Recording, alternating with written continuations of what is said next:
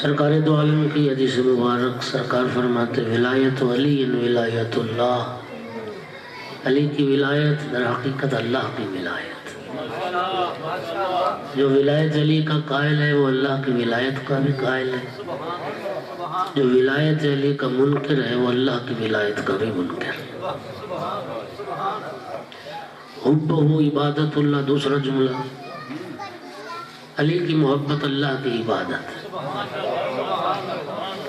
کتنا خوبصورت جملہ ہے، محبت علی کی ہے، عبادت خدا کی۔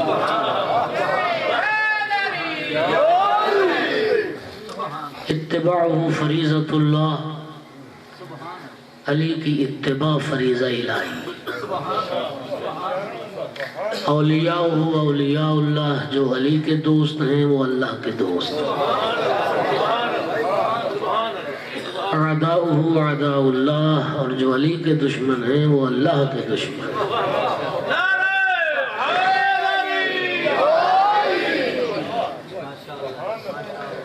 آج ولایت میرا موضوع ہے،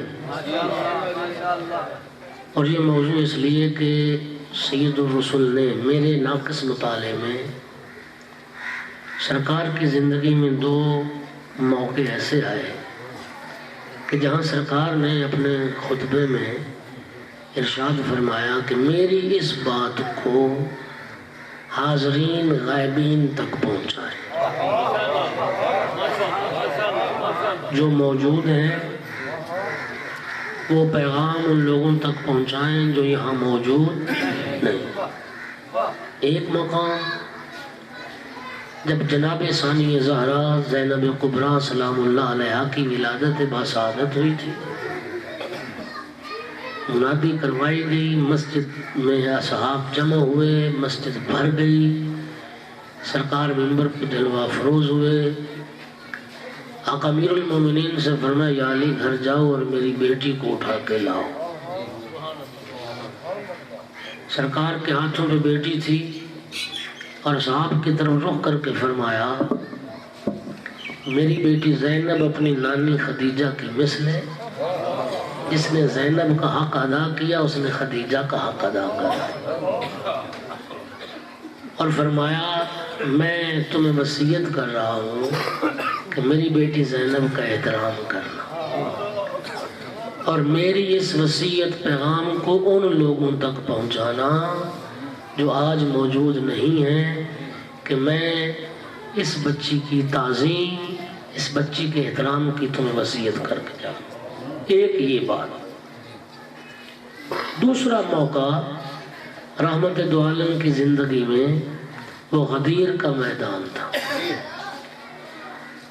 جب رحمت دو عالم نے آقا امیر المومنین علیہ السلام کی ولایت کا اعلان فرمایا، اس کے بعد سرکار نے اس غدیر کے میدان میں ایک قدم اور آگے بڑھا کے ذمہ داری سرکار نے جو لگائی وہ لفظ یہ ہے کہ فَلْيُبَلِّغِ الشَّاهِدُ الْغَائِبُ، ولایت علی کا پیغام ہر حاضر غیر حاضر تک پہنچائے، جو موجود ہیں غائبین تک وہ پہنچائیں پیغام۔ والوالد الی الولد وإلی یوم القیامہ، یہ لفظ اس خطبہ غدیر میں ملیں گے آپ کو اگر تحقیق کریں۔ موجود غائبین تک یہ پیغام ولایت پہنچائیں، اور قیامت تک ہر باپ اپنے بیٹے کو ولایت علی بتائے۔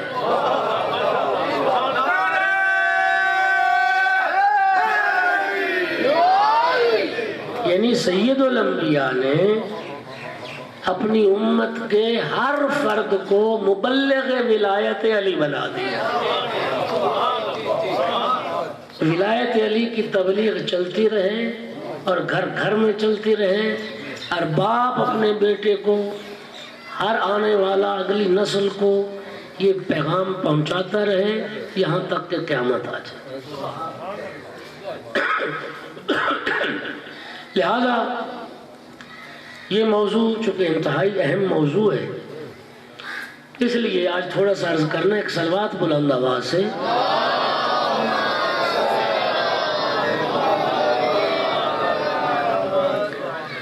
سرکار باب الحوائج امام موسیٰ کاظم علیہ السلام، بڑا خوبصورت آقا کا ارشاد ہے۔ آقا ارشاد فرماتے ہیں کہ ابلیس قیامت تک اللہ کے سجدے کرے، پروردگار قیامت تک کے سجدے قبول نہیں کرے گا جب تک کہ ابلیس وہ سجدہ نہ کرے جس سجدے کے انکار سے یہ لعنتی ہوا، جس سجدے کے انکار سے یہ لعنتی بنا، جب تک وہ سجدہ نہ کرے۔ اور وہ سجدہ کیا تھا؟ حضرت آدم کو سجدہ۔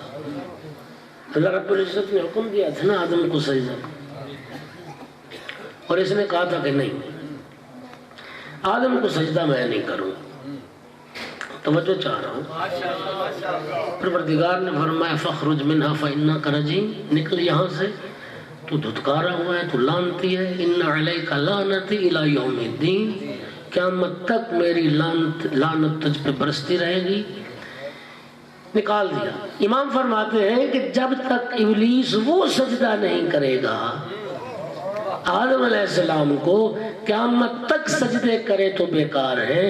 فرمایا اسی طرح امت پیغمبر قیامت تک عبادتیں کرتی رہے، امت پیغمبر قیامت تک عبادتیں کرتی رہے، جب تک علی کو مولا نہیں مانے گی اللہ عبادتیں ان کی قبول نہیں فرمائے۔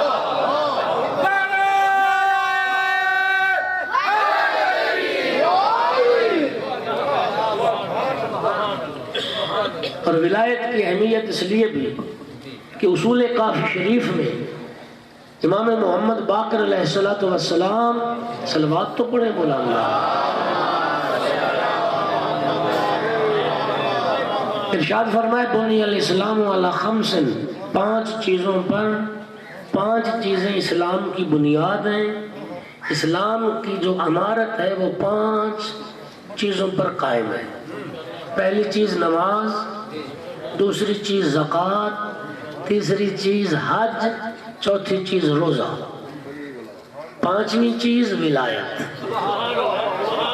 یہ کافی شریف کی حدیث ہے۔ 5ویں چیز ولایت۔ سائل نے عرض کی ابن رسول اللہ، ان 5 چیزوں میں سے سب سے جو اہم ہے وہ کیا ہے؟ سرکار باقر العلوم نے فرمایا وہ ولایت۔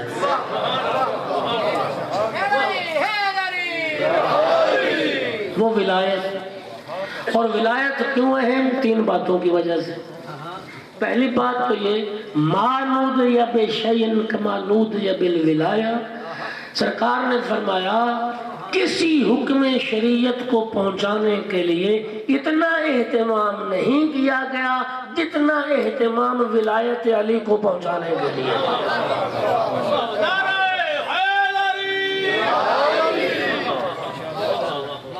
کوئی ایک حکم شریعت، میں کہتا ہوں کتاب الطہارت سے شروع کریں، قصاص و دیات تک چلے جائیں، حدود و تعزیرات تک چلے جائیں، ساری فقہ، سارا دین، کوئی ایک حکم شریعت پہنچانے کے لیے 1.25 لاکھ صحابہ اکٹھے نہیں کیے گئے۔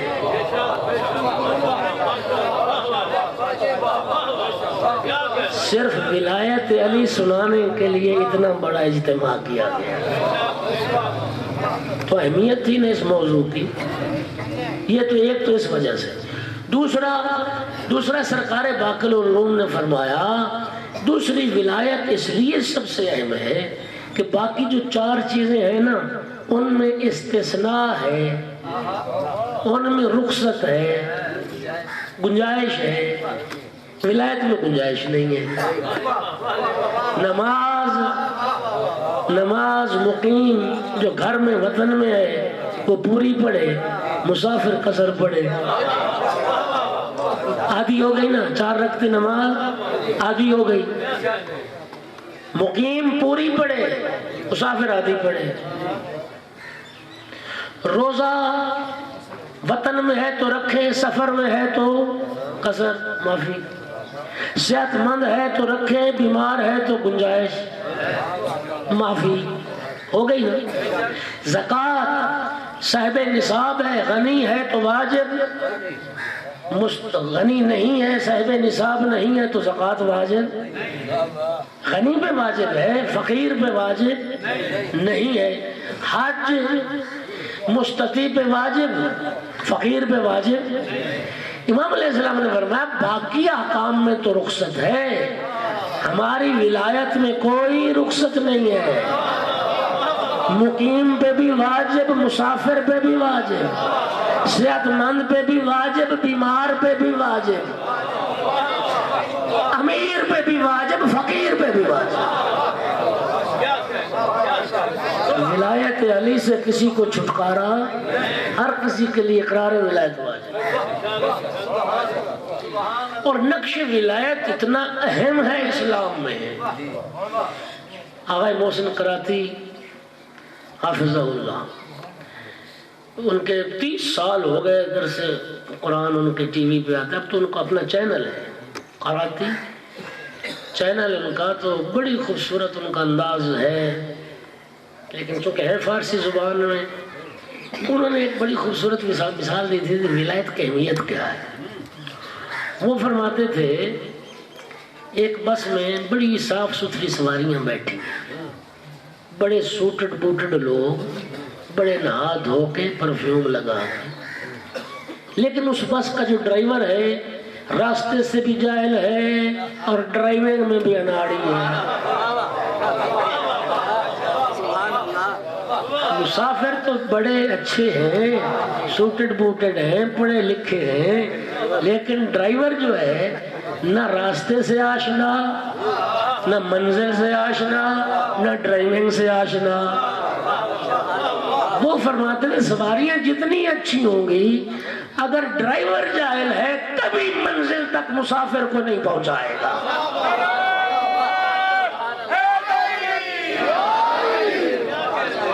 کبھی منزل تک نہیں پہنچائے گا۔ اور کسی بس میں سواریاں بیٹھی ہوں گندی، کپڑے ہوں گندے، لباس ہو گندا، میلے کچیلے لوگ، ڈرائیور راستے سے بھی آشنا ہے اور ڈرائیور ماہر بھی ہے، مسافر جتنے گندے ہوں گے سب کو منزل تک لے ضرور جائے گا۔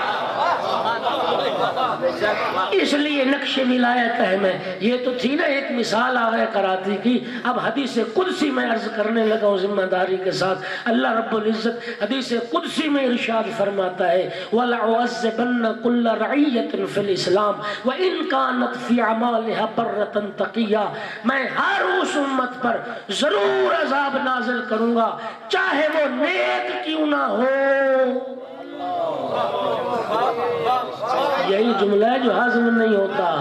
حدیث قدسی ہے، ذمہ دار میں ہوں، میں ضرور عذاب کروں گا اس امت پر، اگرچہ اس کے اعمال ٹھیک ہی کیوں نہ ہوں، اگرچہ اس کے اعمال نیک کیوں نہ ہوں، لیکن ایسے کو امام مان بیٹھی جسے میں نے امام نہیں بنایا،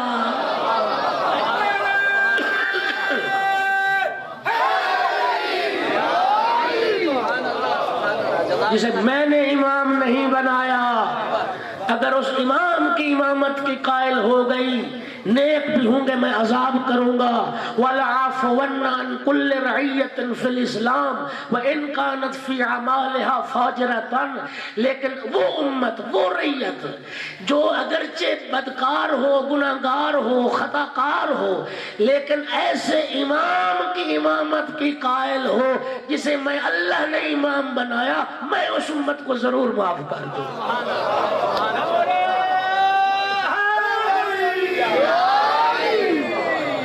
اس کو میں ضرور بخشوں گا، اس لیے کہ اس امت نے میرے بنائے ہوئے امام کو امام مانا۔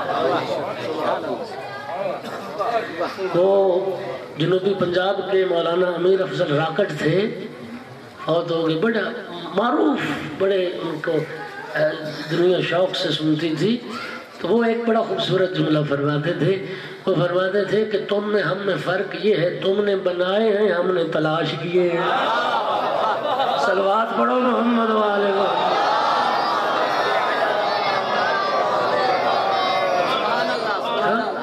تم نے بنائے ہیں، وہ فرماتے تھے تم بھی ڈھونڈو، بناؤ نہیں، اللہ کے بنائے ہوئے ہیں انہیں تلاش کرو جی۔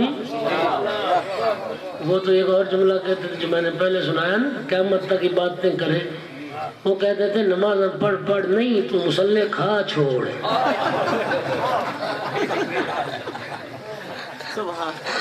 اگر علی کی ولایت کا قائل نہیں، یہ بات میں کوئی فائدہ نہیں۔ ایک صلوات پڑھو محمد و آلہ محمد۔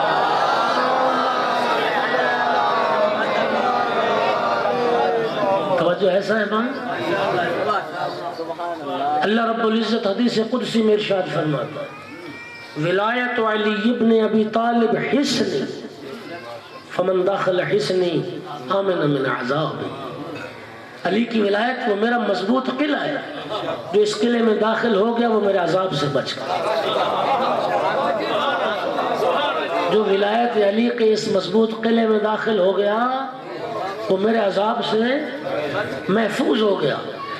سرکار امام موسیٰ کاظم علیہ السلام ارشاد فرماتے یہ جملہ سنو ان ولایت علی ابن ابی طالب مکتوبۃ فی جمیع صحف الانبیاء۔ سرکار نے فرمایا تھا ہر نبی کے صحیفے میں ولایت علی کا ذکر تھا،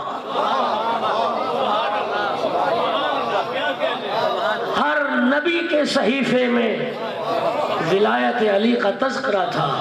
اور چھٹے امام نے فرمایا اللہ نے اپنے حبیب کو ایک معراج نہیں کروائی، 120 مرتبہ معراج ہوئی۔ کتنی؟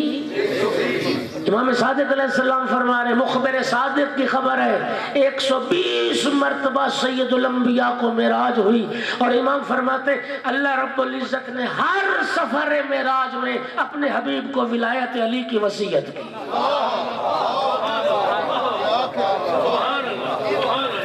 ہر سفر معراج میں ولایت علی کی وصیت فرمائی۔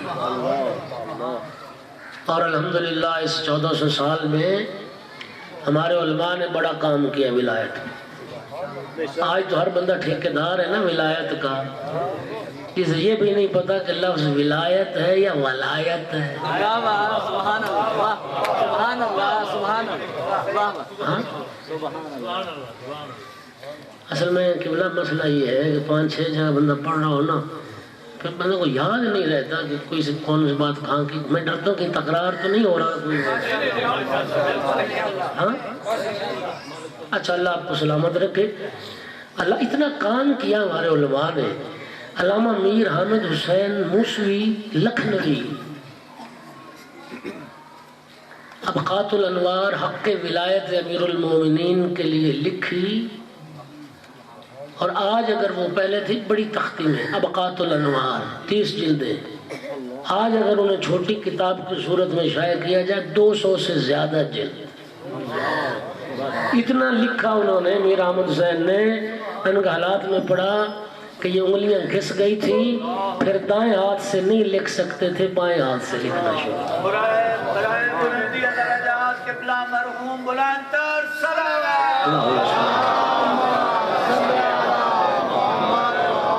میر حامد حسین اتنا کام کر گئے مولا امیر کے حق ولایت کے لیے۔ اور ایک اور بات ان کے جو حالات میں سامنے آئی کہ جب ان کا انتقال ہو گیا تو غسل دینے کے لیے جب پیراہن اتارا گیا، دیکھا گیا ان کے سینے پہ نشان ہیں، گٹھے پڑے ہوئے ہیں، یوں داغ۔ ان کی اولاد سے جب پوچھا گیا تو کہا ہمارے بابا آخری عمر میں بیٹھ کے مطالعہ نہیں کر سکتے تھے، لیٹ کے مطالعہ کرتے تھے، سینے پہ کتاب رکھ کے۔ یہ اس کی وجہ سے سینے پہ داغ پڑی۔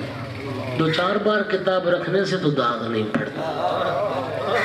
کتنا لکھ گئے اور کتنا مطالعہ کر گئے جی۔ اور پھر سب سے بڑھ کے علامہ امینی خداوند عالم ان کے درجات بلند سے بلند تر فرمائے، ایک حدیث ولایت پر 22 جلدیں لکھ گئے کتاب الغدیر کی صورت۔ نہ نہیں، مجھے پتہ ہے میں جتنی بھی کوشش کر لوں نا کہ یہ مسئلے کی اہمیت کو میں بیان کروں، میں نہیں کر سکوں گا اور نہ آپ سمجھ سکیں گے۔ آپ کیا سمجھتے ہیں کہ کتاب لکھی کی بس کتاب لکھی؟ 22 جلدوں میں کتاب الغدیر کو لکھا صرف ایک حدیث ولایت پر، ہزاروں لوگوں کا کام تھا جو ایک امینی کر گیا، ہزاروں لوگوں کا کام تھا۔ اور ایک کتاب جو لکھی گئی کتنے عرصے میں؟ 40 سال لگے علامہ امینی کو، 40 سال ایک مجتہد کے صرف ہو گئے حدیث ولایت پہ، 40 سال۔ اور پھر اس کو لکھنے کے لیے عراق میں نجف، کربلا، بغداد کا کوئی کتاب خانہ نہیں چھوڑا، دمشق کا کوئی کتاب خانہ نہیں چھوڑا، مصر کا کوئی کتاب خانہ نہیں چھوڑا، ایران میں کوئی کتاب خانہ نہیں چھوڑا، حتیٰ ہندوستان کا سفر کیا، حیدرآباد، دکن، لکھنؤ کے کتاب خانے کھنگالے، امیر المومنین کی ولایت کو ثابت کرنے کے لیے 22 جلدیں لکھیں۔ اور الغدیر کتاباً و سنتاً و ادباً، 3 جہاد سے ولایت علی کو ثابت کیا۔ پوری تاریخ اسلام، پورے عالم اسلام کی تفسیروں کو کھنگالا، جس مفسر نے بھی اپنی تفسیر میں ولایت علی کا تذکرہ کیا سارا اٹھا کے غدیر میں اکٹھا کر۔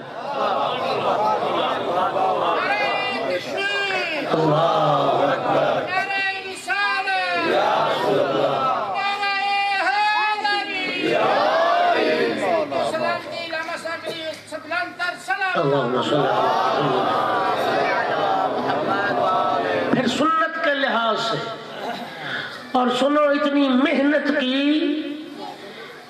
110 صحابہ کرام ہیں جنہوں نے روایت غدیر کو نقل کی۔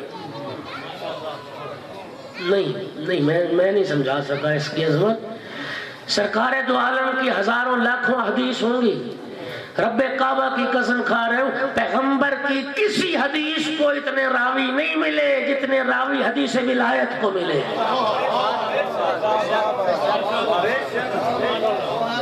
جتنے راوی حدیث ولایت کو ملے، ایک دیکھیے، یہ تو وہ جمع کیا جو کتابوں میں میسر ہوا، ورنہ تو میں سمجھتا ہوں حدیث ولایت کو روایت کرنے والے 1,20,000 تھے، ہر فرد نے بیان کیا ہوگا۔ اور پھر کتنے تابعین نے ذکر کیا، کتنے تبع تابعین نے ذکر کیا، پھر کتنے مؤلفین نے، کتنے مورخین نے، کتنے محدثین نے، کتنی کتابیں تاریخ میں لکھی گئیں، سارا مواد اکٹھا کر کے کتاب الغدیر میں رکھ دیا۔ پھر تیسرا پہلو،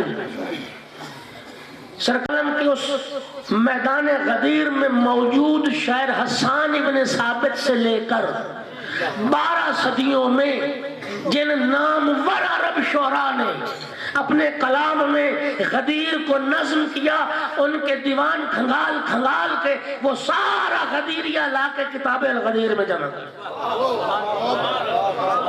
یہ معمولی کام ہے؟ ہزاروں لوگوں کا کام تھا جو امین نہیں کر گئے۔ کسی حدیث کو اتنے راوی نہیں ملے جتنے حدیث ولایت کو ملے۔ غدیر تو آپ نے 1000 بار سنی، میں تو 1-2 باتیں ایک اور انداز سے عرض کر رہا ہوں۔ غدیر میں جب آقا امیر المومنین کی ولایت کا اعلان کیا نا سرکار نے، من کنت مولا فہذا علی المولا، اعلان ولایت کرنے کے بعد سرکار نے تمام اصحاب کو حکم دیا علی کی بیعت کرو۔ غدیر میں خیمے نصب ہوئے، آقا امیر المومنین علیہ السلام کے لیے خیمہ نصب کیا گیا، اور سرکار نے حکم دیا کہ امیر المومنین کہہ کے سلام کرو، السلام علیک یا امیر المومنین، اور علی مولا کی بیعت کرو۔ اب ظاہر ہے تھوڑے سے افراد تو نہیں تھے کہ ایک دن میں بیعت ہو جانی تھی، 3 دن لگے۔ سنو کتنے؟ 3 دن رات وہاں قیام ہوا، 3 دن لگے امیر المومنین علیہ السلام کے ہاتھ پہ بیعت کرنے میں۔ حتیٰ جو صحابیات تھی غدیر میں جو مستورات موجود تھی انہوں نے بھی بیعت کی. تشت میں پانی والا تشت رکھا جاتا تھا. ایک طرف سے امیر المومنین اس میں ہاتھ رکھتے تھے, دوسری طرف سے وہ صحابیات ہاتھ رکھتی تھی. اس طرح سے صحابیات نے بھی بیعت کی. اور حضرت عمر نے تو کمال ہی کر دیا. آگے کہا بخن بخن لکا یبن ابی طالب, ابو طالب کا بیٹا مبارک ہو. لقد اصبحت مولا یا و مولا کل مؤمن و مؤمنہ. اب اس جملے کی تفسیر میں نے نہیں کرنی, ترجمہ کرنا ہے. ابو طالب کا بیٹا مبارک ہو, ہر مومن مرد کے بھی مولا بن گئے, ہر مومن عورت کے بھی مولا بن گئے, اور میرے بھی مولا بن گئے.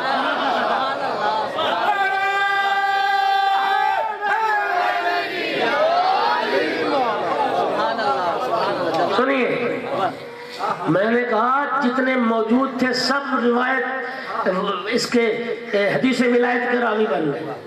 پرانے زمانے میں جب اونٹ خچر گدھے کی سواری تھی, اس زمانے میں سواریوں کے لحاظ سے منزلیں طے ہوتی تھی. اونٹوں کا کارواں چلے گا, آج صبح مدینے سے نکلے گا, فلاں منزل پہ جا کے پڑاؤ ڈالے گا, قیام کرے گا, پھر وہاں سے نکلیں گے, پھر فلاں منزل پہ جا کے رکیں گے, پھر وہاں سے چلیں گے, فلاں دن کو مدینے پہنچ جائیں گے, مکہ پہنچ جائیں گے, شام پہنچ جائیں گے, یمن پہنچ جائیں گے. منزلیں طے تھی. توجہ چاہ رہا ہوں جو میں بات, یعنی لوگوں کو پتا ہوتا تھا کہ اس دن ہمارے افراد یہاں سے چلے ہیں, اس دن وہ فلاں ملک میں فلاں شہر میں پہنچ گئے ہوں گے. وہاں سے اگر کسی نے فلاں دن کو چلنا ہے تو چونکہ سارے پروگرام پلان کر کے جاتے تھے, اس دن ہم واپس آ جائیں گے. اس طرح سے منزلیں طے تھی. اب ہوا کیا, فلاں تاریخ کو حج ختم ہوگا, فلاں تاریخ کو قافلے چلیں گے, اتنے دنوں کا فاصلہ, فلاں دن کو حاجی وطن پہنچ جائے گا. اب کیا ہوا, سرکار نے تو روک لیا غدیر میں 3 دن.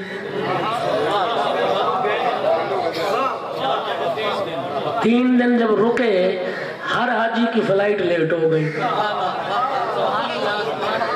لیٹ ہو گیا نا, جنہیں 3 دن پہلے پہنچنا تھا وہ 3 دن لیٹ ہو گئے. فلائٹیں آج بھی لیٹ ہوتی ہیں, اور بدقسمتی سے پاکستانیوں کی زیادہ لیٹ ہوتی ہیں. لیکن آج کم از کم یہ سہولت آ رہا ایئرپورٹ پہ ہے کہ نیٹ کا زمانہ ہے, ہر حاجی کے پاس موبائل ہے, تو وہ رابطہ ہے کہ 10 گھنٹے جہاز لیٹ ہے. تو یہ ہے کہ گھر والے پھر ایئرپورٹ پہ پہلے نہیں جاتے. یہ سہولت ہو جاتی ہے آج ہی کو, کیونکہ جدید ترین ذرائع ارتباط کے آ گئے. پتہ نہیں کیا کیا, وہ سکائپ ہے اور واٹس ایپ ہے اور وائبر ہے اور فیس بک ہے اور پتہ نہیں کیا کیا. تو لیٹ تو اب بھی ہوتا ہے, لیکن یہ ہے کہ پتہ اطلاع فوری آ رہی ہے کہ ہم فلاں وجہ سے لیٹ ہے, فلائٹ نہیں پہنچی ہے, کوئی پرابلم ہے, جو اچھا. اب جو 3 دن تک سرکار نے وہاں روکا, مجھے آپ گواہی دیں گے جو پرانے حاجی اگر اس مجمع میں ہیں, تو پہلے لوگ کم حج کے لیے جاتے تھے. کوئی ایک آدھ کبھی کسی گاؤں سے گیا تو پھر آ کے وہ بڑے مزے سے حج کے قصے سناتا تھا. ہاں, مجھے یاد ہے دادا میرے مرحوم 70 کی دہائی میں گئے تھے. مجھے ابھی یاد ہے, میں چھوٹا سا تھا اس وقت. وہ گاؤں میں رات کو محفل لگتی تھی اور دیر تک حج کی باتیں, اور اس وقت وہ لائے تھے ایک وہ کیمرہ اور جس میں وہ ایک تصویر, تو بڑے مزے سے اس پہلے تصویر دادا جی نے دکھانی, پھر اس کی توضیح و تشریح بریفنگ دینی, تو یہ سارا سلسلہ. اچھا, اب یہ حاجی ہو گئے سارے لیٹ, اور 3 دن ہو گئے لیٹ. یہ قدرت کا انتظام تھا, یہ انتظام پروردگار تھا. 3 دنوں کے بعد جب ہر حاجی گھر پہنچا, اب گھر والوں نے حج کا نہیں پوچھا,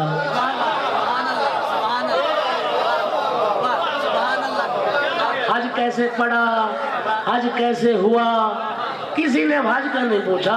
ہر حاجی سے پہلا سوال یہی ہو رہا ہے, تم نے تو 3 دن پہلے پہنچنا تھا, لیٹ کیوں ہوئے ہو؟ جب پوچھا لیٹ کیوں, ہر حاجی وطن جا کے علی کی ولایت کا تذکرہ کر رہا ہے.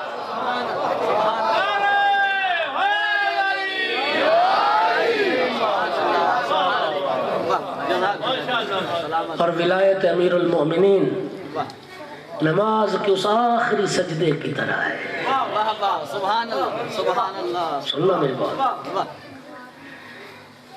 اچھا 100 روپیہ کسی کا دینا ہو 50 دے دیں تو باقی سارا 100 تو نہیں دینا, 80 دے دیے باقی 20. روزہ بیماری کی وجہ سے ایک رہ گیا تو اس ایک کی قضا کرنی ہے یا پھر سارے مہینے کے رکھنے. روزہ یہ ہوتا ہے اقل و اکثر استقلالی, ہر روزے کی اپنی اہمیت ہے, مستقل حیثیت ہے, ہر روپے کی اپنی ایک مستقل حیثیت ہے. جتنا جتنا دیتے جاؤ گے اتنا ادا ہو جائے گا, باقی ماندہ دینا ہوگا. ایک ہوتا ہے اقل و اکثر ارتباطی.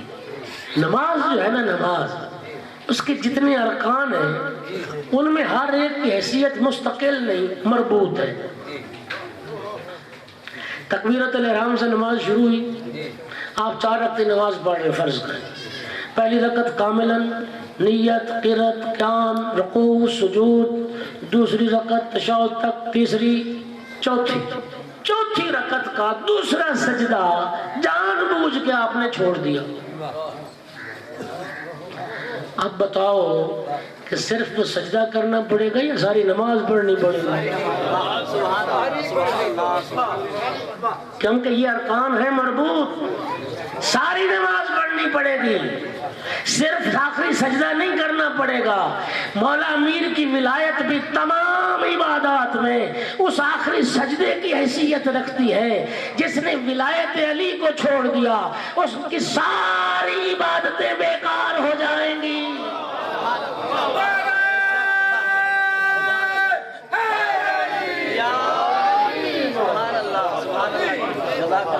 اس کے بغیر کوئی اعمال کسی کا قبول نہیں.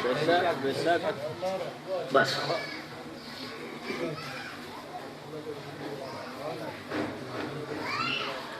آج کربلا کے ایک ننھے علی کا تذکرہ کرنا ہے. غدیر کے میدان میں پیغمبر نے اپنے بھائی علی کو ہاتھوں پہ بلند کیا تھا, اور کربلا کے میدان میں کربلا کے محمد نے اس ننھے علی کو اپنے ہاتھوں پہ بلند کیا. صدا استغاثہ بلند کی, حل من ناصر ینصرنا, ہے کوئی ہماری مدد کرنے والا. حل من مغیث یغیثنا, ہے کوئی ہماری فریاد کو پہنچنے والا. حل من ذاب یذب عن حرم رسول اللہ, ہے کوئی رسول زادیوں کے پردے بچانے والا. تھا تو علی اصغر, معرفت میں علی اکبر سے کم نہیں تھا. 6 ماہ کا لال تھا, لیکن شہزادے کو پتہ تھا وقت کا امام صدا استغاثہ بلند کر رہا ہے, امام کی آواز پہ لبیک کہنا واجب ہے. خدا کی قسم کھا کے کہتا ہوں, قدموں پہ چل کے آنے کے قابل ہوتے نا, قدموں پہ چل کے آتے بابا کے پاس, بابا میں ہوں آپ کی نصرت کے لیے حاضر. قدموں پہ چلنے کے قابل نہیں تھے. بچہ تھا 6 ماہ کا اور تھا پیاسا, چل تو نہیں سکا. بابا کی صدا استغاثہ پہ لبیک کیسے کہی؟ علی اصغر نے اپنی ساری طاقت اکٹھی کر کے خود کو جھولے سے گرا دیا. سنیے, اس لفظ پہ غور کیجئے گا, جھولے سے گرا نہیں ہے, خود کو جھولے سے گرایا ہے اور گرا کے بتایا بابا میں آپ کی نصرت کے لیے حاضر ہوں. شہزادے کا جھولے سے گرنا تھا, خیموں میں کوہرام مچ گئے. واہ محمد واہ علیہ کی صدائیں بلند. کریم کربلا خیمے میں آئے, بہن زینب خیریت ہے, کوئی قضیہ تو نہیں ہو گیا؟ بھیا جب سے آپ نے صدا استغاثہ بلند کی ہے علی اصغر کو جھولے میں آرام نہیں. کریم کربلا قریب ہے, رباب لاؤ میرے لال کو, میں اتمام حجت کرتا ہوں, اصغر کے لیے پانی. جناب رباب نے عرض کی مولا بس ایک لمحے میں اصغر کو آپ کے حوالے کرتی ہوں, بس ایک بات مجھے اصغر سے کہنی. اصغر کو اپنے سینے سے چمٹا کے رباب نے کچھ کان میں کہا۔ مولا نے پوچھا رباب کیا کہا تو نے اصغر کے کان میں؟ کہتی مولا میں نے بس صرف یہی کہا اصغر خیال رکھنا تیری زندگی میں تیرے بابا کو کوئی زخم نہ لگے۔ تو جا رہا ہے نا بابا کی نصرت کرنے، اجرکم علی اللہ، اجرکم علی اللہ۔ ہاتھوں پہ علی اصغر دھوپ سے بچانے کے لیے ابا کا سایہ لشکر یزید کے سامنے آ کے فرمایا لشکر یزید تمہاری نگاہ میں قصوروار ہوں تو میں ہوں۔ اس 6 ماہ کے بچے کا کیا قصور ہے جو شدت پیاس سے کبھی منہ کھولتا ہے کبھی بند کرتا ہے، جس کی ماں کا دودھ خشک ہو چکا، ایک گھونٹ پانی پلا دو۔ اجرکم علی اللہ۔ پانی مانگنا، توجہ، پانی انسان کا حق ہے، پانی مانگنا، کھانا مانگنا عیب ہے لیکن پانی مانگنا انسان کے لیے عیب نہیں ہے، اس لیے کہ یہ انسان کا حق ہے۔ میں شیعہ سنی بھائیوں جتنے عزادار بیٹھے ہو 1000 کا دستہ لے کے آیا تھا حر۔ امام حسین علیہ السلام نے حر کے سپاہیوں کو پانی پلایا تھا۔ لشکر حر کا ایک سپاہی علی ابن طعان وہ کہتا ہے جس طرح ترتیب سے امام کے ساتھی ہمارے سپاہیوں کو پانی پلا رہے تھے نا، اتنا پیاس کا مجھ پہ غلبہ تھا کہ نگاہ تاریک تھی، دنیا میری نگاہ میں تاریک تھی، اور مجھے یقین ہو گیا تھا اس طرح سے پانی اگر پہنچا تو میں پانی آنے سے پہلے مر جاؤں گا۔ علی ابن طعان کہتا ہے میرے ذہن میں یہ خیال پیدا ہونا تھا، کریم کربلا مشکیزہ لے کے میرے سامنے کھڑے تھے، کہتے نقاہت کی وجہ سے میں پانی نہیں پی پا رہا تھا۔ امام حسین علیہ السلام نے خود مشکیزے کا دہانہ درست کر کے مجھے سراب کیا۔ میرا سوال، میں کہتا ہوں حسین تیری عظمت کو سلام، تیری بلندی کردار کو سلام۔ پانی مانگا امام حسین نے لیکن ایک مرتبہ یہ نہیں کہا اور کا لشکر کل میں نے بھی تو تمہیں سراب کیا تھا، میں نے تمہارے گھوڑوں کو بھی پانی پلایا تھا۔ عزاداروں کسی شقی نے کہا حسین پانی خود پینا چاہتے ہو اور بچے کا بہانہ کرتے ہو؟ اس وقت کریم کربلا نے کہا علی اصغر بیٹا تو حجت خدا ہے، تو حجت خدا کا بیٹا ہے، تو حجت تمام کر۔ اس وقت شہزادہ علی اصغر کو اٹھایا، بچے کا رخ لشکر یزید کی طرف کیا۔ سنو گے کیسے حجت تمام کی 6 ماہ کے لال نے اپنی خشک زبان کو ہونٹوں پہ پھیرنا شروع کی۔ خدا جانتا ہے خشک زبان کا پھیرنا تھا، لشکر یزید منہ چھپا کے رونے لگا، منہ چھپا کے رونے لگ گئے، کہتے تھے او یزیدیو، او بدبختو، دنیا کی محبت نے اندھا کر دیا، دنیا کی محبت نے ہمیں پیدا کر دیا۔ اس 6 ماہ کے لال کا کیا قصور ہے؟ بس پلا دو اس بچے کو پانی۔ بس جب دیکھا نا کہ بغاوت کے آثار لشکر یزید میں، اس وقت ابن سعد کہتا ہرملہ سے ہرملہ اقطع کلام الحسین، حسین کی کلام کو قطع کر۔ عزادارو بہت بڑا تیر انداز تھا، 6 شعبہ تیر کمان میں رکھا، 6 شعبہ تیر کمان میں رکھا۔ پڑھنا آسان ہے، سننا آسان ہے، وہ جانے جسے تیر لگا، پھر وہ جانے جس نے تیر نکالا۔ عزادارو میں تو مقتل کی روایت کا متن 2 جملے پڑھنے لگا ہوں۔ وزنی تیر تھا، ظالم بہت بڑا تیر انداز تھا، ایسے جو زور سے کمان کو کھینچا تیر کا لگنا تھا۔ فانقلب الصبی علی یدی ابی، تیر لگنا تھا، علی اصغر بابا کے ہاتھوں پہ پلٹ گئے بابا کے ہاتھوں پہ، بابا کے ہاتھوں پہ پلٹ گئے۔ فَصُبِحَ الطِّفْلُ مِنَ الْأُذُنِ إِلَى الْأُذُنِ، 6 شعبہ تیر تھا، ایک کان سے دوسرے کان تک گلا چیر کے رکھ دیا تیر نے۔ مظلوم کے بازو میں پیوست ہوا اور تیر لگنے کے بعد شہزادے کی حالت کیا ہوئی؟ سارا یرفرف کالطیر المذبوح۔ عزاداروں کبھی پرندہ ذبح ہوتا دیکھا ہے؟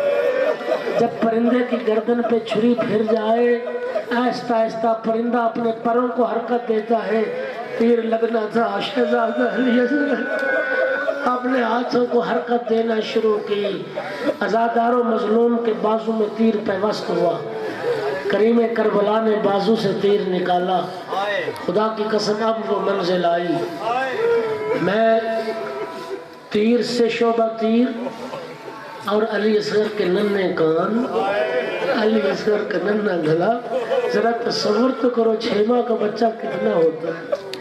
عزاداروں میں کہتا ہوں جوان بدن سے برچھی کا پھل نکالنا آسان تھا، علی اصغر کے کانوں سے تیر کی نوکیں نکالنا مشکل تھا۔ یہ بس اس کریم کربلا کا حوصلہ تھا، تیر نکالا، تھوڑا سکون علی اصغر کے گلوں سے برآمد ہوا، اپنی ریش مبارک کو خضاب کیا، ہاں قضا اولا کی جد رسول اللہ فرما رہے تھے اسی حال میں جاؤں گا نانا کے پاس، اسی حال میں ملاقات کروں گا نانا سے، اجرکم علی اللہ، اجرکم علی اللہ۔ اب کیا کیا سنو، اب وہ منزل آئی، امام حسین کے لیے فیصلہ مشکل ہو گیا۔ علامہ علی نقی لکھتے ہیں مدینے سے لے کر کربلا تک اور کربلا آنے سے لے کے جناب علی اصغر کی شہادت تک امام حسین نے ہر فیصلہ بڑی جرأت سے کیا ہے، ہر فیصلہ بڑی جرأت سے کیا ہے۔ یہ پہلا مرحلہ آیا، امام حسین کو فیصلے میں مشکل ہوئی، 6 ماہ کے لال کا لاشا ہاتھوں پر، سوچتے ہیں ماں رباب کو دکھاؤں یا نہ دکھاؤں، سوچتے ہیں ماں ہے انتظار میں ہے دکھانا چاہیے، خیموں کے جانب بڑھتے ہیں، پھر سوچتے ہیں ماں برداشت کیسے کرے گی، پھر واپس پلٹ آتے ہیں، پھر فرماتے نہیں ماں کو دکھانا چاہیے، پھر سوچتے ہیں برداشت نہیں کرے گی، واپس پلٹ آتے۔ 7ویں مرتبہ جرأت کر کے امام حسین خیموں میں داخل ہوئے، جناب سکینہ انتظار میں تھی، دوڑ کے بابا کے دامن سے لپٹ گئی، بابا علی اصغر زیادہ پیارا تھا نا، بابا علی اصغر کو پانی پلا رہا ہے، میں سکینہ پیاسی رہ گئی، بابا اصغر کو لعلک سقیت خلوا، بابا اصغر کو پلا رہا ہے، رباب انتظار میں تھی، رباب کے ہاتھوں پہ علی اصغر کو دیا، جناب رباب نے چہرے سے جو کپڑا ہٹایا، ایک جملہ کا یا بنیا اب مثلوں کا ینہر، علی اصغر بیٹا تیرے جیسے بچے بھی نہر کیے جاتے ہیں، تیرے جیسے بچے بھی نہر کیے جاتے ہیں۔ عزادار و کریم کربلا نے ماں سے علی اصغر کو لیا، پشت خیمہ پہ آئے، ذوالفقار سے ایک ننھی سی قبر تیار کی۔ عزادارو سنو گے، ہمارے ہاں قبر تیار کی جاتی ہے، اس میں اس طرح سے انداز بنایا جاتا ہے مٹی میت کے بدن پہ نہیں پڑتی، کربلا میں ایسا انتظام نہیں تھا، ایک ننھی سی قبر کھودی، گرم ریت علی اصغر پہ ڈالنی شروع کی۔